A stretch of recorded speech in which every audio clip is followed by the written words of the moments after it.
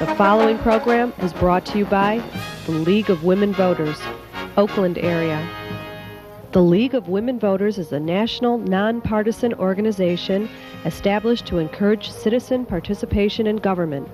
It never supports or opposes any political party or candidate. The statements and opinions of the candidates are presented in the interest of public service and in no way are to be construed as endorsement thereof by the League of Women Voters. The League of Women Voters takes no responsibility for any of the views or facts stated by the candidates. Welcome, ladies and gentlemen, to the Forum for the Congressional 11th District Primary Election. Today is June 18th, 2024. This forum features candidates who filed for the August primary. You can vote for one for a 2-year term. The sponsor of this forum is the League of Women Voters, Oakland area. My name is Terry Benjamin, and I am a member of the League of Women Voters. I am not a resident of this district. Tonight we will hear from Ahmed Ghanim, a Democratic candidate, and Nick Somberg, the Republican candidate. Also on the ballot, but not here tonight, is the incumbent Haley Stevens on the Democratic ticket and Charles Frangie on the Republican ticket. Ms. Stevens has sent a statement which will be read after the present candidates present their opening statement. Mr. Frangie, as of this moment, we have not received a statement from him. The League of Women Voters is a trusted national, nonpartisan political organization. Our members do the hands-on work to safeguard democracy. While we never endorse a candidate, we are directly involved in shaping the important issues that keep our community strong. As a member of the League of Women Voters, I have the opportunity to contribute in a leadership role such as this that has great impact on state, local, and even national issues. If you're interested in learning how you can make a similar impact, I encourage you to pick up some of the League of Women Voters information available here tonight or visit our website at lwvoa.org. The League of Women Voters does not endorse any candidate or political party. Views expressed in this forum are those of the candidates only, and we, the sponsors, take no responsibility. As we begin this forum, we ask our audience to turn off your cell phones, please, and remain silent, and hold your applause until the end of the forum. Candidates will answer questions with their views only and not interrupt other candidates. Questions are asked to all candidates and do not single out any one candidate. All questions are submitted by the audience and screened for duplication and appropriateness by our screeners, Maxine Monshine and Kath Meisner. Our pages are circling in the audience with paper and pencils for you to write down your questions. Our pages are Jerry and Gordon Rentschler. Our timer is Belinda Fries. The format of our forum is as follows. All candidates are given 1 minute for opening statements in alphabetical order.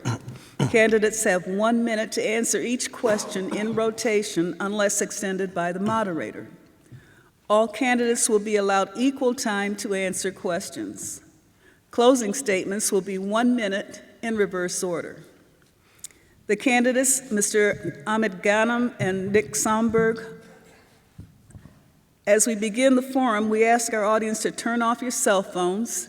Please remain silent and hold your applause until the end of the forum. We begin with opening statements from our candidates. Mr. Ghanim, you have 1 minute. Yes, hi. Hello. My name is Ahmed Ghanim, and you can call me AG. And you can tell from my accent that I was not born here. While most of you are Americans by birth, I am an American by choice. People like me are not your typical candidate. You didn't find a candidate with an accent running for Congress every day, right? But in fact, I'm a simple human like you. I'm from Ferndale, Michigan. I lived in Ferndale and Royal Oak for 20 years. I have 3 kids, 3 young kids, and I have a lovely wife. And this country has given me everything in my life, has given me my career, has given me my family, and it's time for me to give this country back. Because the challenges that we have in this country like never before in this time. And this is why I'm running for the 11th district, and I'm looking for your support. Thank you. Mr. Somberg? Hello, thank you. My name is Nick Somberg, and thank you for the League of Women Voters for having me here today. I live in West Bloomfield. I'm a criminal defense attorney, entrepreneur. I do a lot of things, quite frankly, but I am somebody who has made a career of fighting for people's rights, no matter who you are, no matter where you're from. And I believe that the government is often the problem and not the solution. And why I'm running is to basically try to stop what I think is a really bad direction our country is going. I think food prices are high, gas prices are high. We are in all these wars. There's people dying across the world, and I'm from a younger generation, millennial generation, where I was born still in the old ways without any technology or anything like that. But I also grew up with the new ways, and we need people in our generation, I think, to stand up and to change things. Thank you. And now we begin the question and answer segment of our forum. Answers have a 1-minute time limit, and we begin with Mr. Ghanim.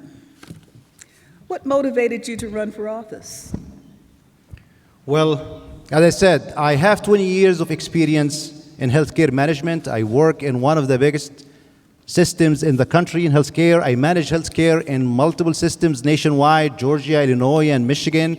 So I'm well versed on how to reform our broken health system. If you ask any healthcare expert about our healthcare system, they will say one word: that's unsustainable. So 10 years from now, 20 years from now, you and your kids and your grandkids will never have the same healthcare system that we have. And that's why we have to act now. We have to act to fix our healthcare. We have to act to fix our immigration system. And we have to act to put an end to the inflation that is squeezing the budget of the American families right now. I'm running because I feel it's my duty as an immigrant, came to this country and benefited from this country, to give back to this country. And I have a lot of solutions from my background from medicine, my background from healthcare management, and my background in diplomacy when I collaborated with Obama administration during the Arab Spring. And this is why I'm running for this office, and I'm looking for your support to get things changed.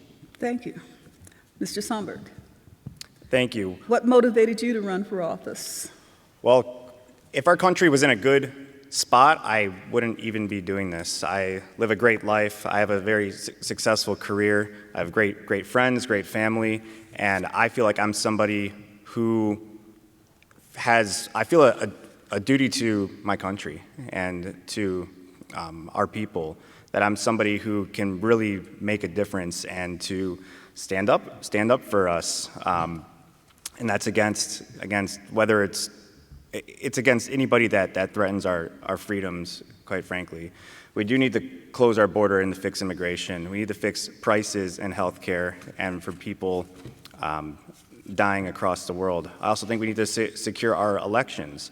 And COVID is a big reason I'm running, that I thought that our freedoms were taken from us, and it was just not acceptable what happened.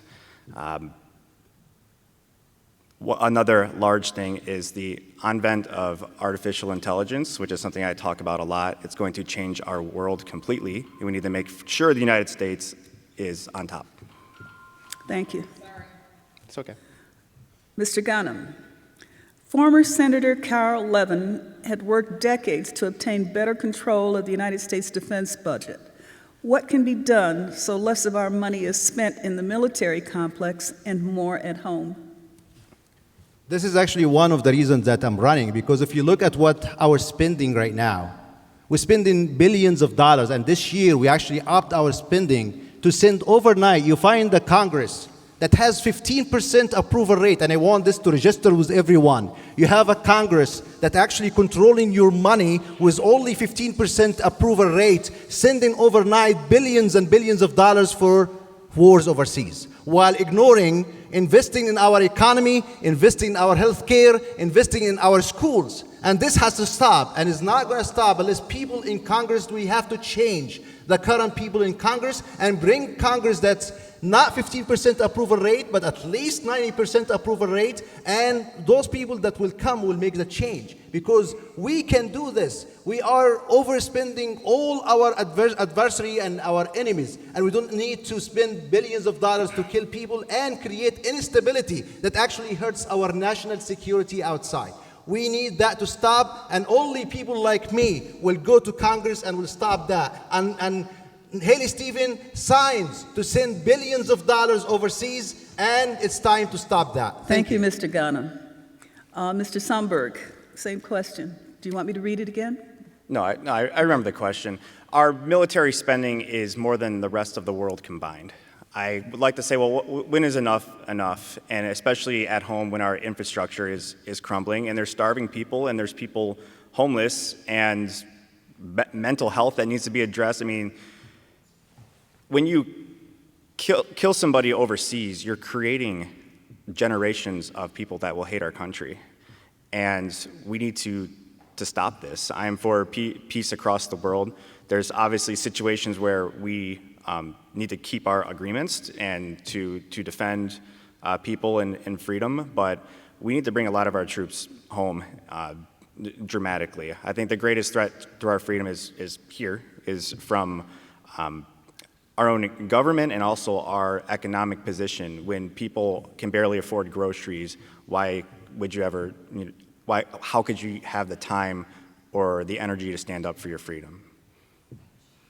Thank you. Next question, Mr. Ghanim. What background do you have that prepares you to hold the office in the U.S. House of Representatives? Well, the most important thing, I'm a human, so I'm not going to send billions of dollars to kill babies overseas. That's the most important thing. And I'm not paid by any PACs, and nobody owns me. Only the people that vote for me who own my votes. And I work to represent the people that I'm really representing them, because currently, Congress is not representing the people, and that's why they have only 15% approval rate. I have background in medicine. I managed for 20 years healthcare management and healthcare systems. I know how to fix our healthcare system. I'm an immigrant myself. I went through the system. I know the bottoms and ups and downs of the immigration system, and I know how to fix that. And for the foreign policy, I did work under Obama administration with the State Department, with Hillary Clinton, and we had a lot of initiative and grassroots initiatives to create peace and forums and stability in the Middle East. So foreign policy, healthcare, and just being a concerned human that does not give their loyalty to the United States, not to the PAC or foreign interest. Thank you, Mr. Ghanim. Mr. Somberg. Thank you. So I've never run for anything in my entire life, and I think people are sick of people in Congress that want to make a career of this and go there to get rich or to go there for personal reasons. When I talk to people in our district, I think a lot of people don't even identify with one party or another. And I am somebody who's pro-America and pro-freedom. And I think that there's solutions that are nonpartisan that just don't have to be strictly red or blue. I'm somebody, as a criminal defense attorney, I've been doing this about 8 years now. I'm a jury trial attorney. I've seen a lot of crazy situations, and I have a really good sense of what's right and what's wrong. And that's a lot of what you can ask for in a leader. So you want somebody there not necessarily knows everything about everything, but that is going to make the right choice and for the people when the time comes. And that's me. Thank you. Mr. Ghanim, how will you work to restore faith in the election system? Well, the first thing is we need to work on the money issue. Because in this district, District 11, and I want everyone in District 11 who's watching us right now to understand that millions of dollars were poured in this district from outside PACs, from foreign interest, from dark money, to hijack your vote and take away your democracy. It's not fair that a foreign interest will pour $10 million or $20 million in local election here in Oakland County. We have to ask why. This is the most important question, because you don't have democracy if you don't have representation. And they are taking our representation away. When I started running for this office, they said, do you have $2 million? And I said, no, I don't have $2 million. And if you need $2 million to run for office, then this is not a democracy. And that's what we have to start here, by getting people to vote and getting people to understand that you have to reject any candidate that takes PAC's money. You have to reject it. This is the first step. We are the answer. The voters are the answer, and the voters that can change that, not just the candidate. Thank you, Mr. Ghanim. Mr. Somberg. Thank you. So securing elections themselves, this should be very simple. And it seems like there's people in the government and elsewhere that maybe don't want our elections to be so secure. So you're able to log into your bank online. You have a social security number. You have two-step verification when you log in your Facebook or anything. Why can't we use our technology and how advanced our civilization has gotten to simply secure an election? There should be, if I were to do something there, the elections should be run through the blockchain, which is a decentralized verification system. There's something called an NFT, which basically people can sell pictures online and say, well, this is the original, this is a one of one. And why can't we have that attached to our individual names and social security numbers to show beyond a reasonable doubt that your vote counted, that nobody who is dead has voted, nobody has voted twice, and we should be able to see where the votes are in real time, and it shouldn't take days and days and months of recounting to figure out. Thank you. Mr. Ghanim, what will you do to address climate change? Well, climate change is real. It's not just affecting our weather, it's affecting our economy, and in Michigan here, it's affecting our agriculture. A lot of people don't know that Michigan is the second state with how diverse the produces after California. So we are actually the second state in the nation that we have this diversity. So we have to keep an eye on what can affect our agriculture here. And climate change is the big threat. It's not a distant threat. It's currently here. And we have to have the measures. And this can come first by believing the science and rejecting anything that takes us away from believing the science. And all our legislations, or what we vote on in Congress has to be based on science and has to be made for the benefits of our farmers here in the United States, in Michigan, and everyone here in local economy in Michigan. Thank you. Mr. Somberg. Yes. Regarding climate change, I think that the climate on this planet has always changed and will always change. And there is a big difference between, I think that the government, by blowing off bombs and destroying cities across the world, is a huge impact on our environment. The solution, I think, to not just changing I don't believe you can change the climate. Okay, I think if you pollute heavily in one area, that you're going to affect that area. I don't think that there's a ability for us to completely affect the globe, and I don't think stopping industry and paying the government some of these taxes is the solution to it. The solution to stopping pollution is having strict laws on polluting the environment, but number one is technology. We've really only had industry in this country for about 140 years, and once we can move to clean energy, clean everything, this would greatly impact, I think, what the concern is. Thank you.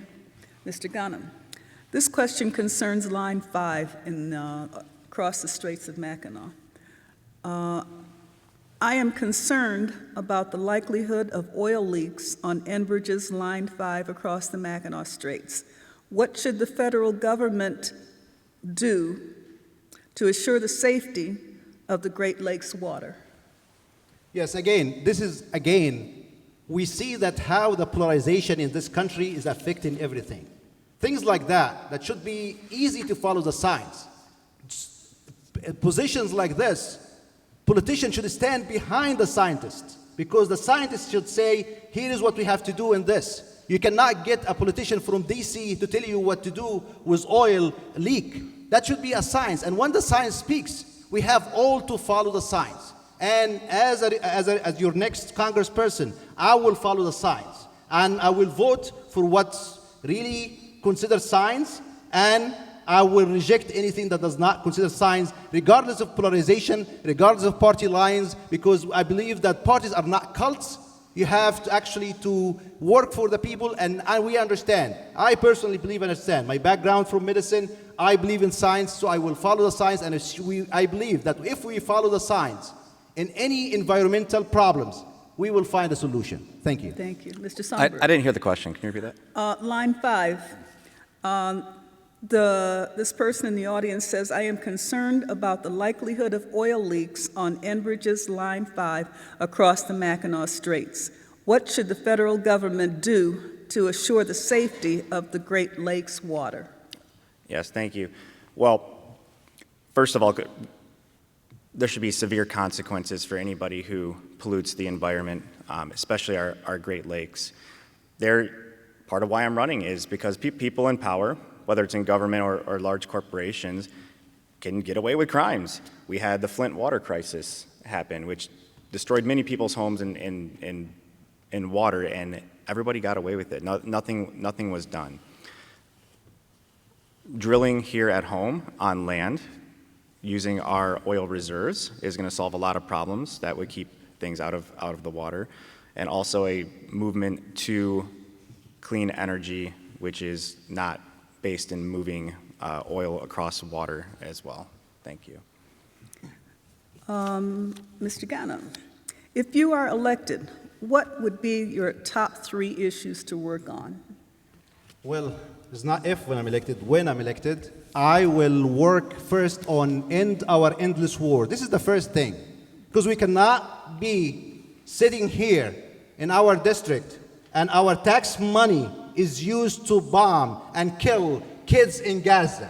This has to stop. This is my first priority, and should be the first priority of everyone has a shred of conscience in Congress. How do you sleep at night when they sign on bombs that kills kids, helpless kids, like my kids, while they are asleep? 15,000 kids are killed or more in Gaza right now. 45,000 people were killed. And we know, I'm from the Middle East. I was born 5 hours away from Jerusalem, if you can drive by car. I know the Middle East like the back of my hand.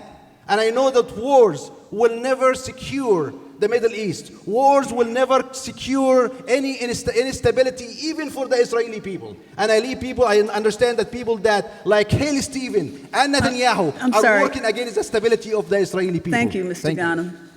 I'd like to remind both the candidates that we are to speak only about ourselves and not other candidates, please. Yeah, that's fine. We want to let people at home that they understand that we only have 1 minute to answer for this big question, which really needs more than 1 minute. When I introduced everybody, I stated that you would only have 1 minute for opening, 1 minute for answers, and you're going to have 1 minute for closing also. Mr. Somberg, what would be your top 3 issues when you are elected? Thank you. Yes, there's quite a bit of things. Number one, I agree on foreign policy and to stop people from dying across the world. I think that's absolutely huge. Next is our money supply and the value of our dollar. We keep printing money, we keep handing out money, and our buying power is going down and down, and people and families are feeling this at the grocery stores, at the gas pumps. We need, I can only pick 3. So my third one is going to be artificial intelligence. We are building something that is going to be smarter than all human beings on Earth by the end of the first term, okay?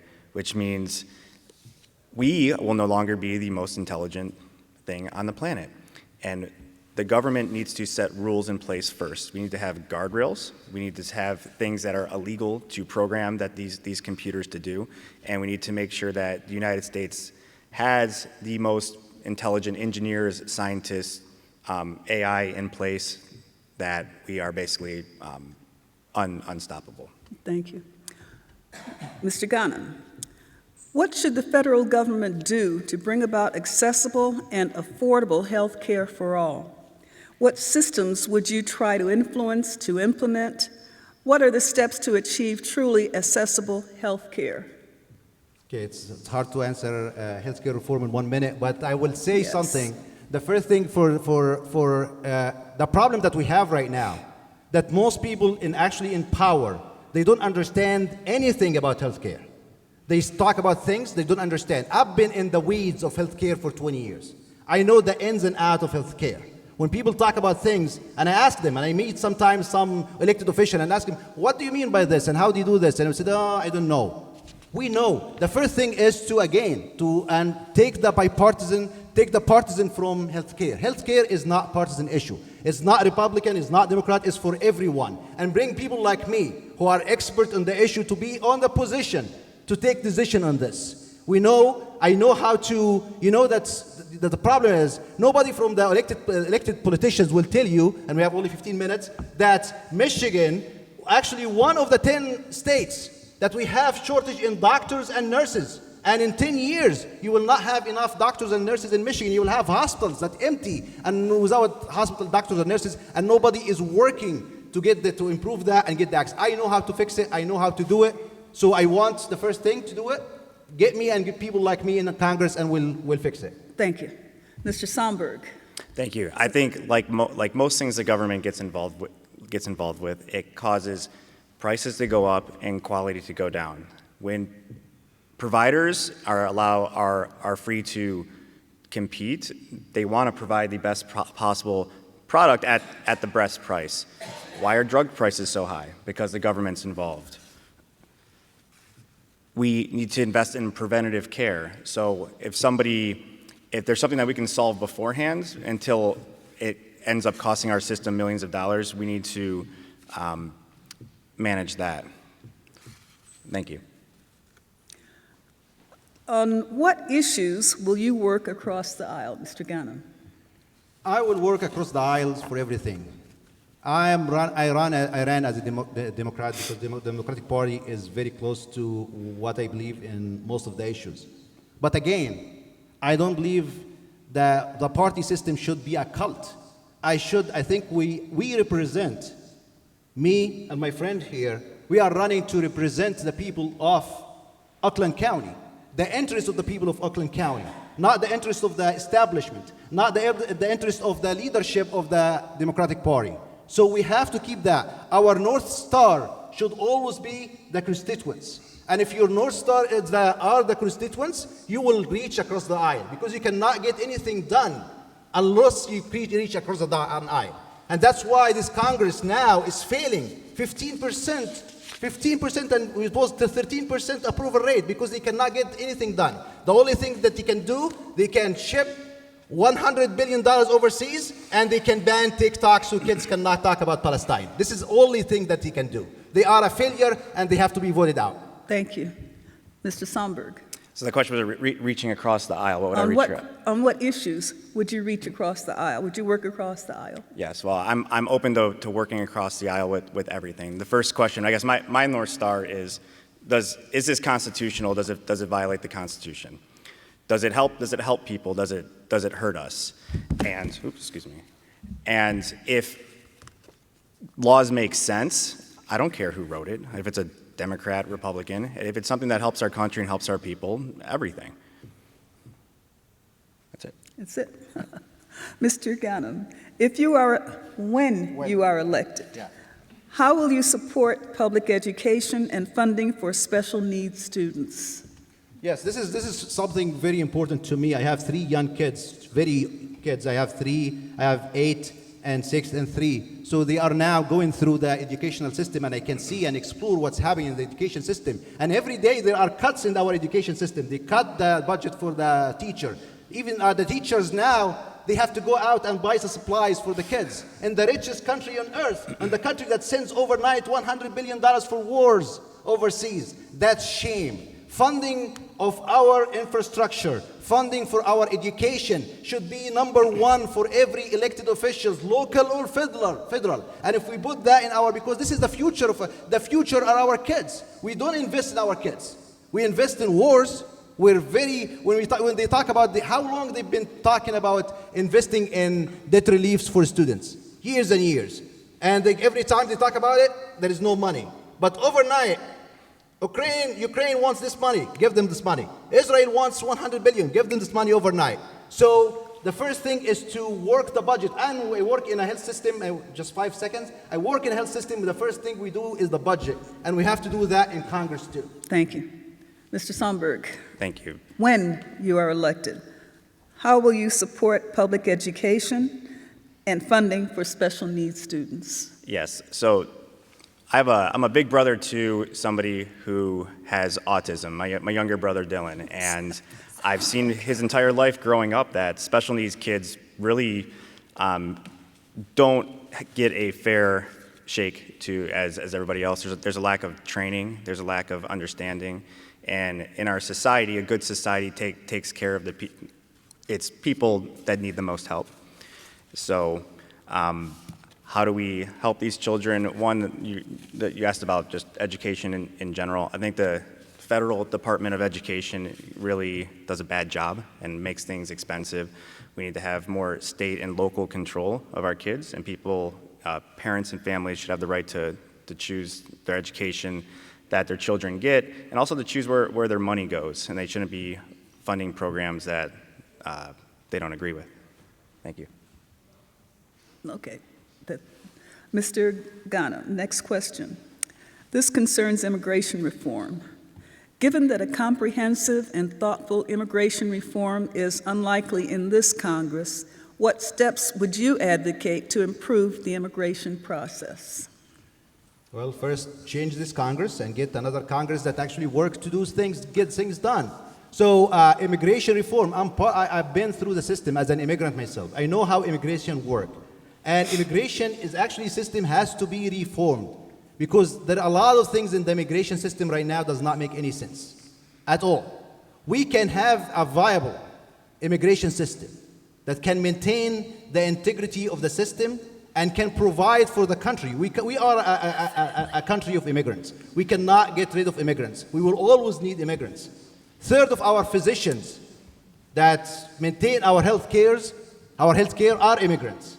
And in every industry like that, we can secure the borders and we can maintain, but the first thing, we have to work and take polarization and take partisan out of this because again, this is like healthcare. This is a non-partisan issue. We can fix it. We can work on what this country needs, what kind of jobs this country needs, what kind of opportunity. But the first important thing when we talk about the borders, for example, we have to see what happened, why those millions of people are coming through the border, what kind of foreign policy that caused that. Thank you. Mr. Somberg? Thank you. Can you repeat the question? Given that a comprehensive and thoughtful immigration reform is unlikely in this Congress, what steps would you advocate to improve the immigration process? Yes. First, I think we need to stop the onflow of people that don't come here in the right ways. We need to stop the incentives that say if you come here, you get money, and if you come here and just happen to have a kid the next day, well, now you're good, and so is your kid. I think this is taking advantage of the system. The first thing you do, both my grandparents on both sides came here legally, and as did most of my family. We need to have merit-based people.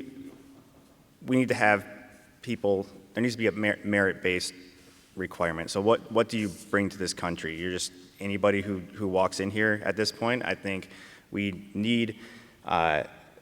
We're a country of immigrants, and we need more people here, but they have to be people that actually bring something to the table. I support Donald Trump's border wall. I think we need something that we need to fix in for Mexico, and that's because it's a huge, huge problem. And those states down there are really feeling this, and it's getting into our communities up here as well. We need to take care of our people here first and only let in the best for now. Thank you. Thank you. How do we make rent more affordable, Mr. Ghanim? Make what? How do we make rent more affordable? Rents are going up. and people are being forced out of their houses? Yes. So the rent is a symptom for a big disease. From medicine, we actually learn how to treat the disease, the root cause of the disease, not just the symptoms.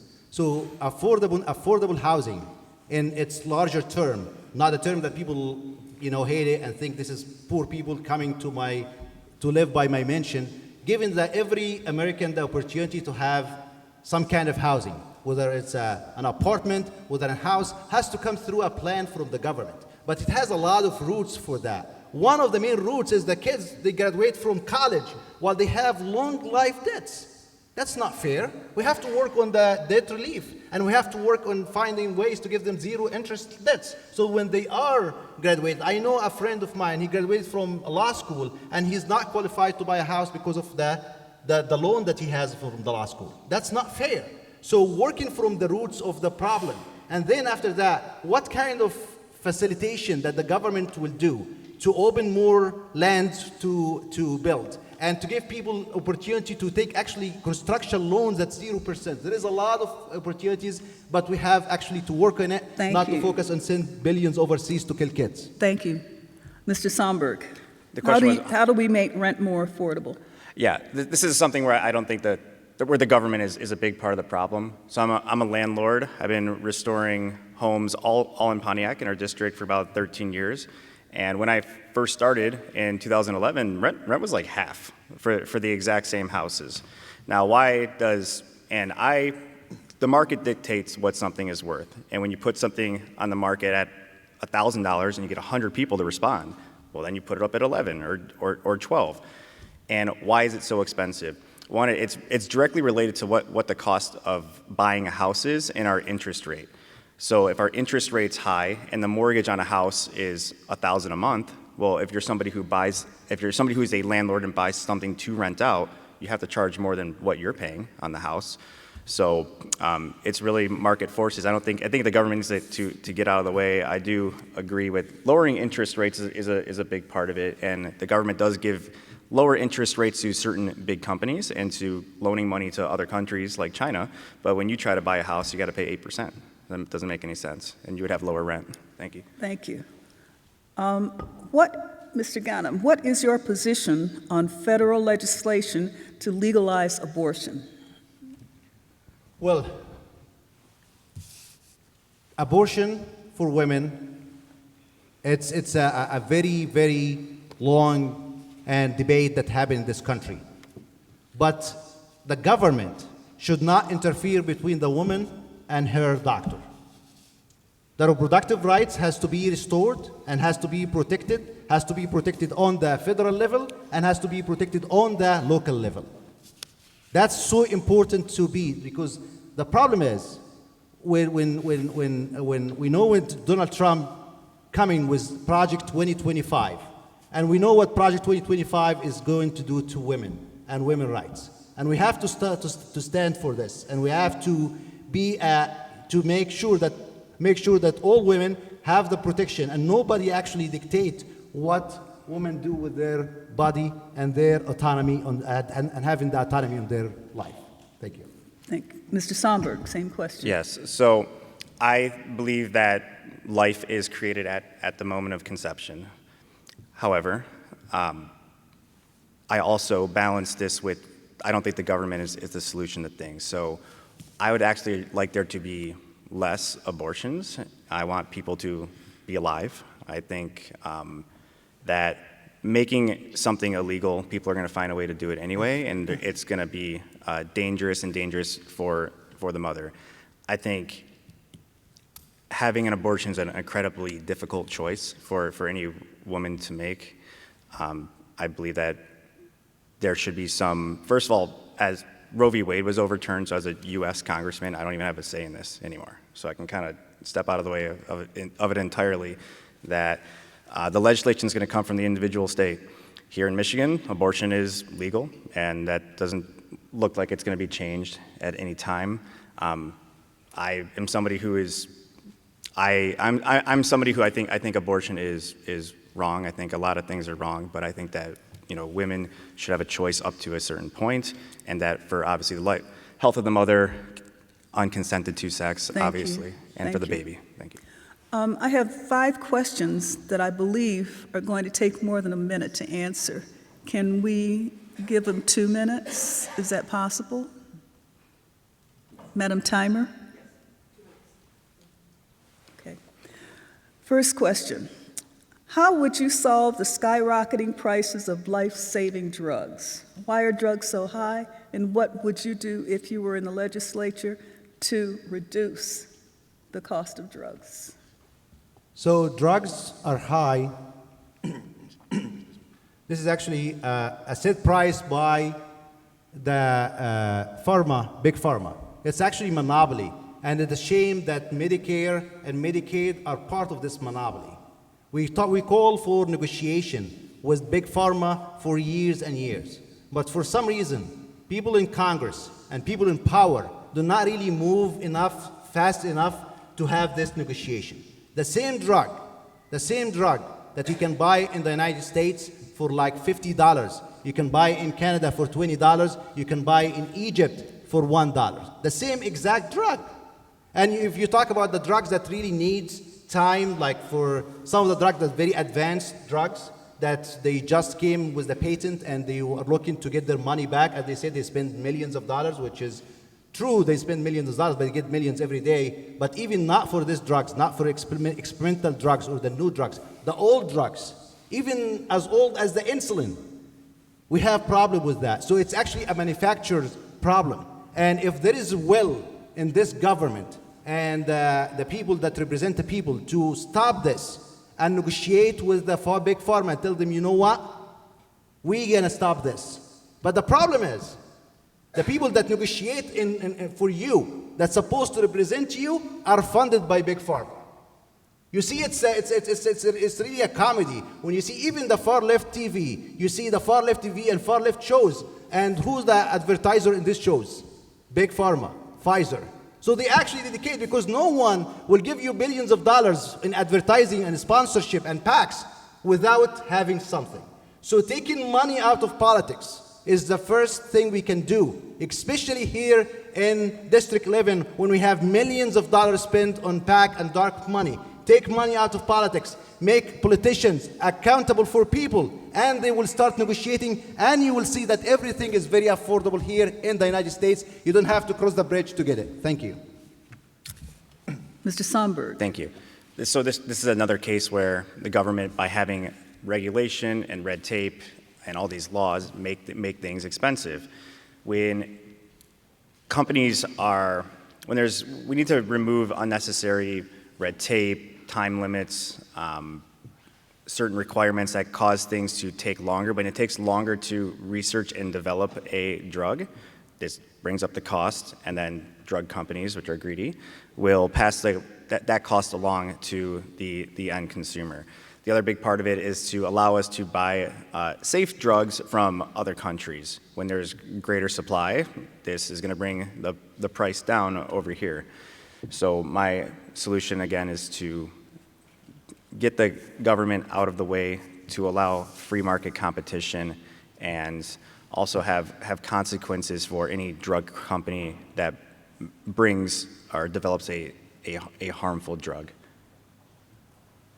Thank you. Next question. Mr. Ghanim, how will you guarantee that you will always continue to listen to your constituents? How do you plan on keeping up with what our most pressing issues are? This is actually one of the reasons that I ran, because representation is the foundation of democracy. I came from a dictatorship, and people have this false narrative about dictatorship that there are actually soldiers everywhere holding guns and stuff like that. No, in dictatorship they still have what they call elected officials too. But the loyalty is to the dictator, not to the people. The only difference that's between the dictatorship and what is happening here in District 11 and other districts, that the loyalty is not for the dictator, but for the PACs, for the people that give them the money.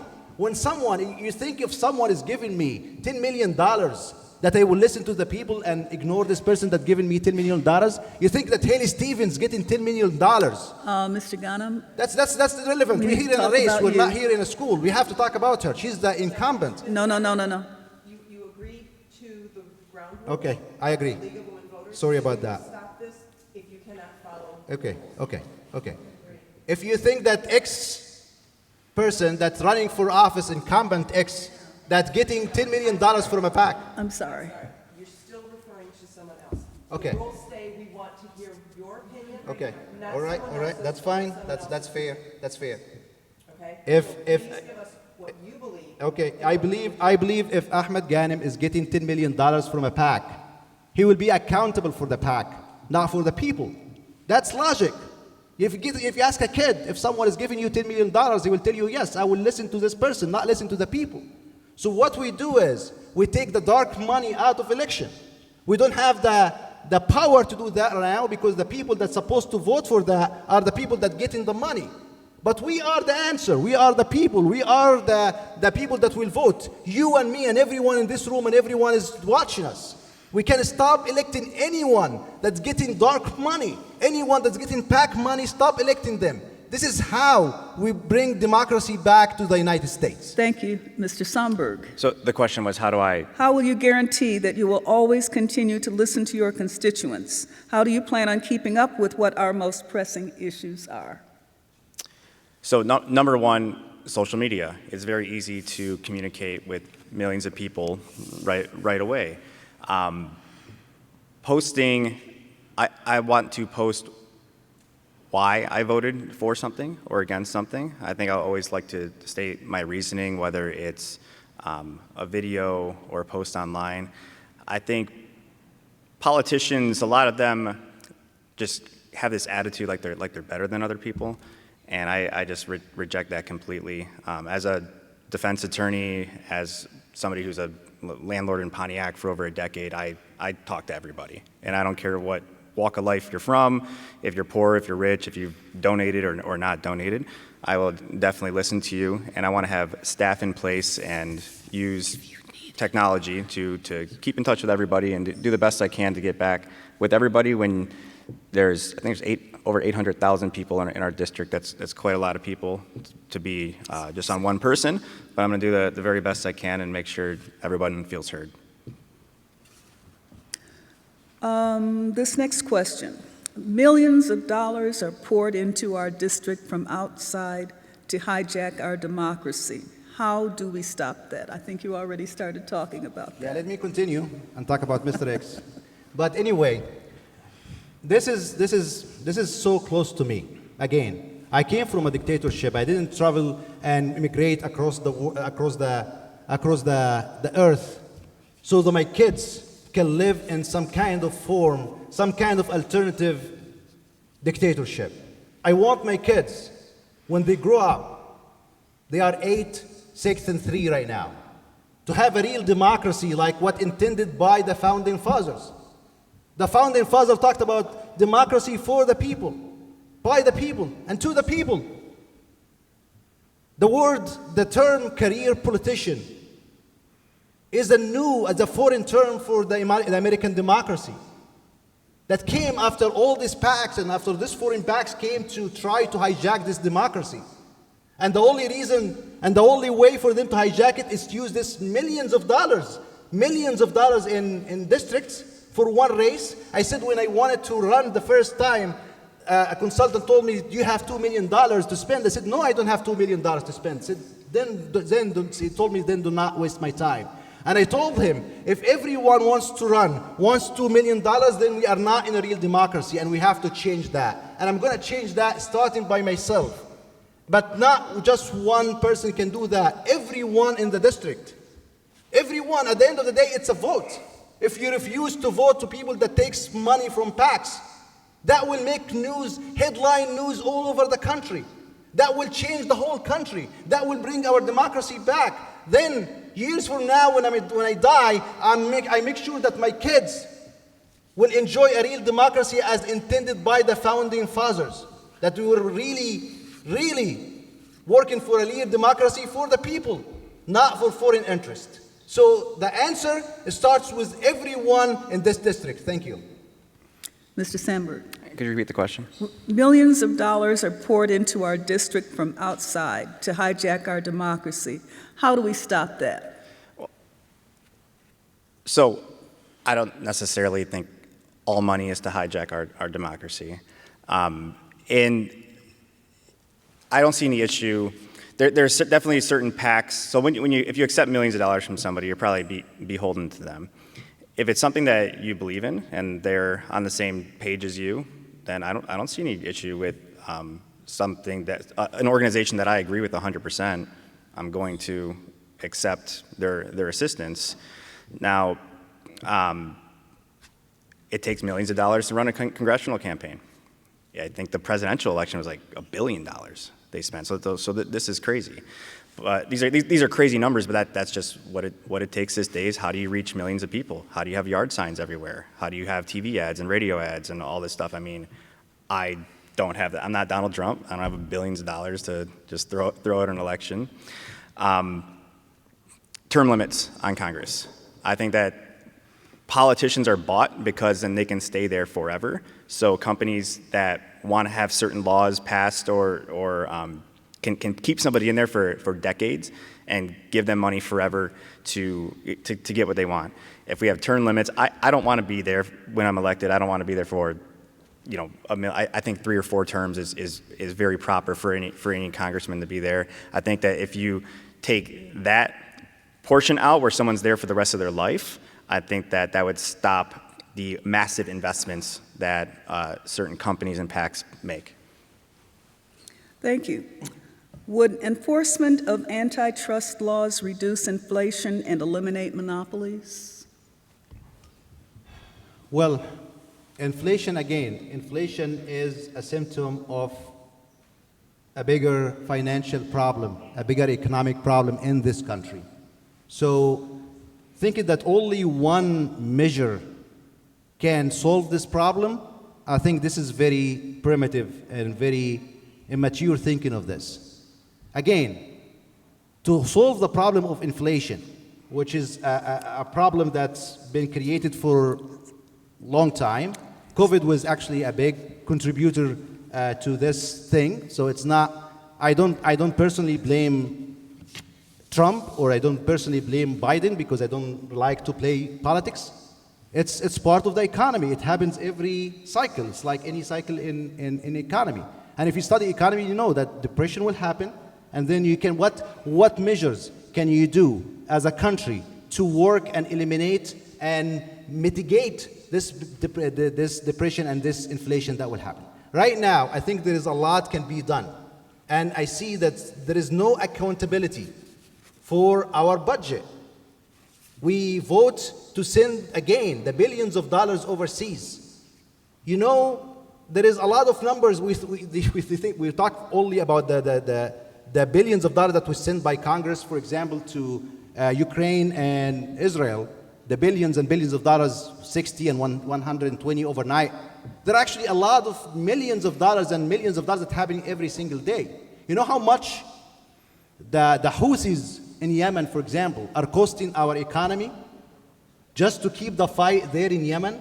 That's just a small outbranch from the instability that's created by the war in the Middle East. So once you have really reform your foreign policy, you will take advantage and you will take control of your budget, and you will help the inflation here, not just one measure, but a holistic approach to solve that. Thank you. Mr. Somberg. Can you repeat the question? Would enforcement of antitrust laws reduce inflation and eliminate monopolies? No, probably not. So these laws are in place to stop monopolies from forming. So one company can't just have complete control in any certain situation. I think that companies find a way to do this anyway. Mostly we're seeing this now in our technology and social media and the internet. I mean, everything is owned by basically 2 or 3 companies. Our media is owned by two or three companies that can control everything we see. But to answer, will it stop inflation? No. I think that the prices inflation is mostly caused by our money supply being deteriorated, and the government handing out a lot of free money on COVID that caused a big problem, and also our interest rates with buying houses. So I don't think the antitrust laws, there may be cases where it's related, is not the solution. Thank you. Last question, and I know you gentlemen are glad. What supports do you think the government should provide to families to care for children? All support. We have no future if we don't care for our children. This is so important, and this shouldn't even not. It's what frustrates me is that we have actually to debate this, that we have to talk about this in the richest country on earth, and the country that can send $120 billion overnight. And we're still talking what kind of support can we do for the moms and what kind of support we can do for the children. All the support that's needed for them. Every support for the moms. Mom is a full-time job. If any mom wants to take care of their kids, there should be measures, locally and federally, for them to take advantage of and be, I work and I manage a big sector in healthcare. And sometimes, because it's not fair, our laws, our work laws and stuff like that, you find a lady that's running and leaving her son, and son is sick, and she has to come because she does not have any sick time, or she doesn't have FMLA and stuff like that.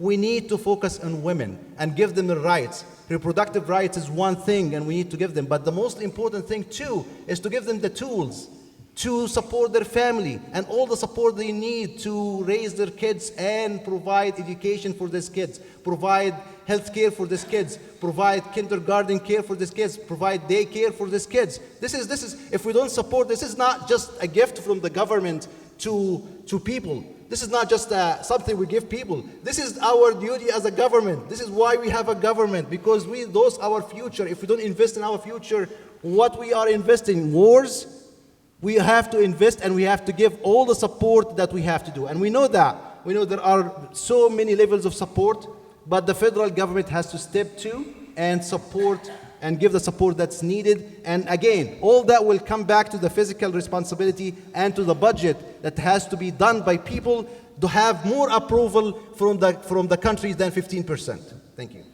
Mr. Somberg.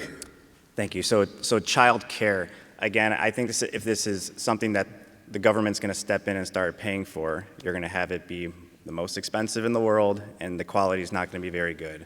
I don't have children. I'm not married. And when I do, though, I quite frankly would like my wife to be raising our children. And our economic position has gotten so hard that now both parents are forced to work.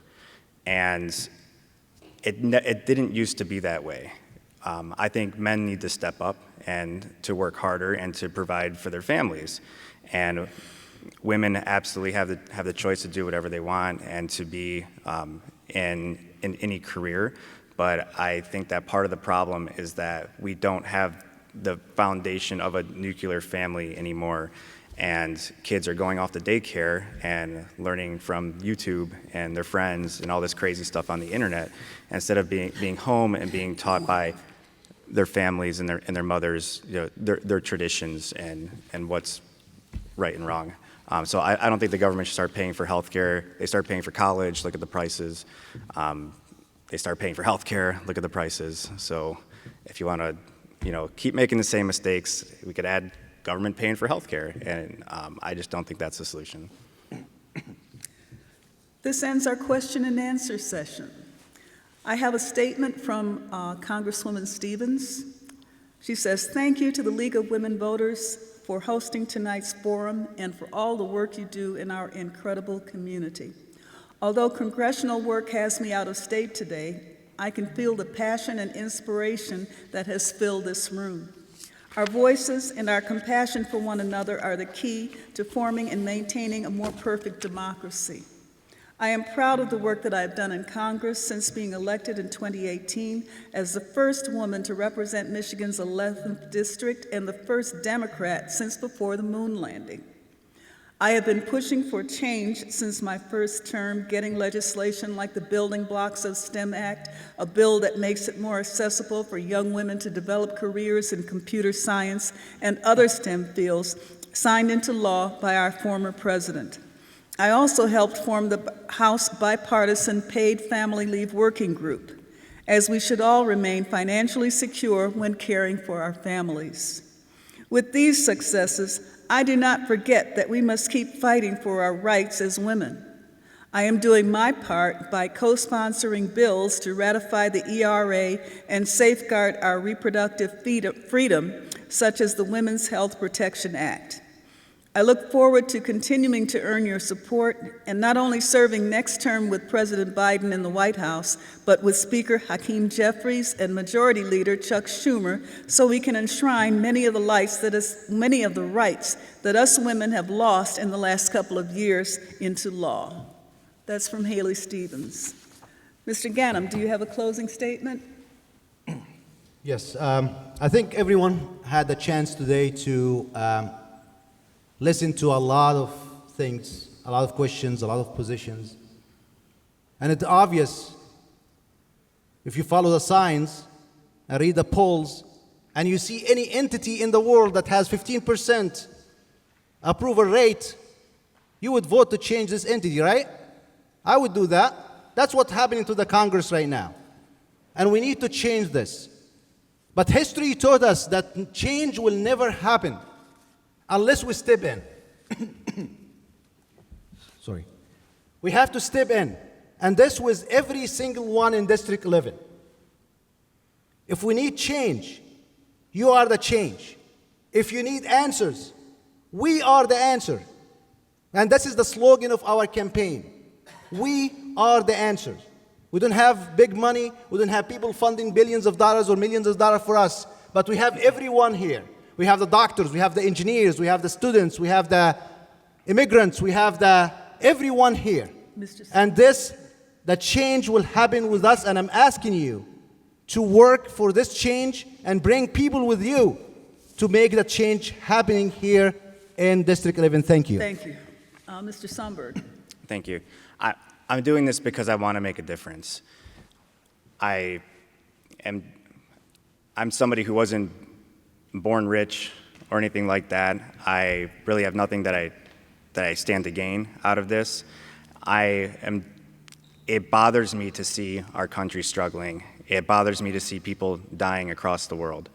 And I know that I'm somebody, I never served in our military.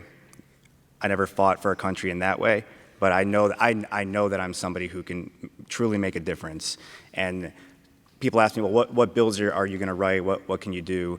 And there's bills that I would write, but you also need somebody in Washington to say no to things and to stop crazy things from happening to our country, and somebody who's not afraid of anybody to speak up. I've fought for people's rights my entire career. I was a public defender for a little while. I don't care who you are, where you're from, your background, your religion, your sexual orientation. I'm going to fight for you. Thank you.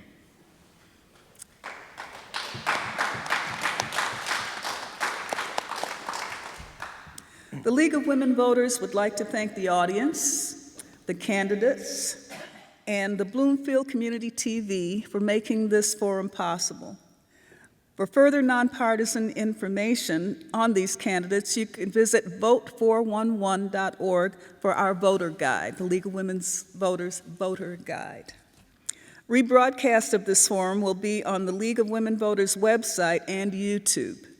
The League of Women Voters is funded by contributions from concerned businesses and citizens. Our membership is open to men and women over the age of 16. This presentation is copyrighted 2024 by the League of Women Voters and can only be shown in its entirety, not bits and pieces. All rights are reserved. Last of all, remember to vote August 6th. Democracy is not a spectator sport. Thank you, ladies and gentlemen.